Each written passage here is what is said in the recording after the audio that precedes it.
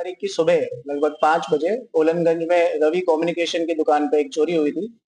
ये चोरी के बारे में जब हमें पता चला तो हमने इस पे मुकदमा पंजीकृत किया और सीसीटीवी का अवलोकन किया तो हमने पाया कि 5 लोगों द्वारा एक स्पेसिफिक मोडस ऑपरेंडी को यूज करते हुए, जिसमें एक कटर हो रहा है, चादर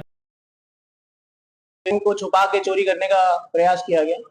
तभी हमें ये क्योंकि एक बिल्कुल क्लोज केस था, इसमें सिर्फ हमें 5 लोगों के बारे में पता था जो हमें सीसीटीवी से पता चल रहा था। ना तो उन्होंने कोई वाहन यूज किया था, ना कोई मोबाइल से कोई, लेकिन फिर भी मैं एसएचओ कोतवाली की कुशल लीडरशिप और हमारी टीम जिसमें लीड किया था, उन्होंने जब इस मोडस ऑपरेंडी की और जांच करी तो ये पूरा घोड़ा सहन करके कुछ चोर जो पहले भी कोतवाली में 2 साल पहले चोरी कर चुके हैं, तो उसके बारे में हमने और पता करवाया। फिर हमारी टीमें, जो एक टीम चंपारण गई और एक टीम इधर ही हमारे जनपद पे काम करती रही, दोनों की टीमों का निरंतर कम्युनिकेट करते रहे और वहां से हमने मुखबिर से और लोकल पुलिस से हेल्प लेके हमने ट्रैक करवाया और इन्हें कल रात लगभग 9 बजे के करीब 5 में से 3 लोगों को हमने गिरफ्तार किया है। और जो 46 मोबाइल चोरी हुए थे, जो कि एंड्रॉयड थे, वीवो, ओप्पो, सैमसंग, डिफरेंट, उनमें से 15 मोबाइल हमारे बरामद हुए हैं और 3 जो अपराधी अज्ञात थे उस टाइम पे, उनको हमने हिरासत में लिया गया। बाकी 2 को हम कोशिश कर रहे हैं जल्द ही हिरासत में ले, और जितने बचे हुए मोबाइल हैं उनकी भी बरामदगी जल्द से जल्द होगी।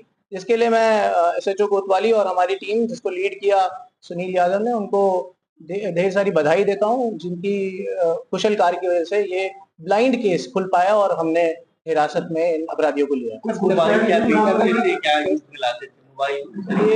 ये लोग मोबाइल को बेचते थे और ये सिर्फ हमारे देश में नहीं है, क्योंकि पूर्वी चंपारण जो है ये नेपाल बॉर्डर के बहुत बेहद करीब है, तो ये नेपाल बॉर्डर क्रॉस करके भी मोबाइलों को बेचते थे।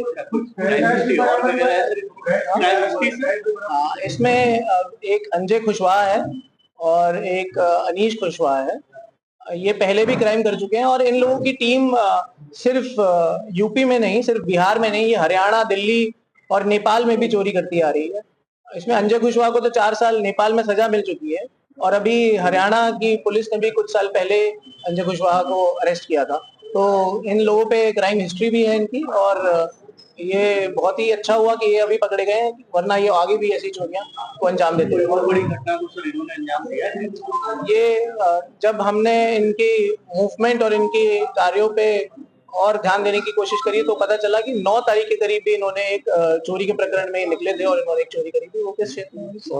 सहरसा चोरी करी थी। काउंटर कैश भी गए।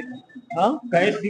ये कैश के बारे में हमने जो पता लगाया तो 450 रुपए हमें पता चले, जो कि रवि कम्युनिकेशन के नाम से कैश निकाला गया था।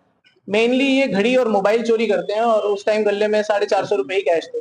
तो ये मोबाइल जो कि 46 मोबाइल थे, जिसके IMEI भी हमने मैच कराए और 15 जो मोबाइल हमें बरामद हुए वो IMEI भी उसके मैच करे जा चुके हैं।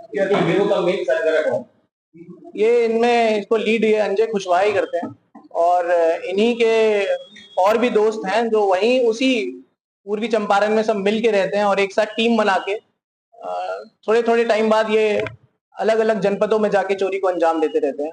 तो अंजय कुशवाहा को हमने इससे पूछताछ करी तो इसने पूरी अपनी बताया कि कैसे एक गोविंद नाम का लड़का है, उसके साथ इन्होंने पूरी प्लानिंग करी थी और इस चोरी की प्लानिंग करके इसका अंजाम दिया। क्या कोई लोकल इन्वॉल्वमेंट या अभी तक हमें कोई भी लोकल इन्वॉल्वमेंट नहीं मिली, लेकिन हम इसकी तफ्तीश आगे भी जारी रखेंगे। अगर कोई लोकल इन्वॉल्वमेंट मिलेगी तो उसको तभी सजा दिया जाएगा, क्योंकि अगर कोई लोकल इन्वॉल्वमेंट है तो हमारे लिए बहुत खतरे का साइन है और इसको जल्द से जल्द अरेस्ट किया जाएगा। बट अभी तक हमें ये पूर्वी चंपारण के 5 लोग ही पता चले जिन्होंने ऐसा किया है। ये लोग कैसे टारगेट सेट करते थे?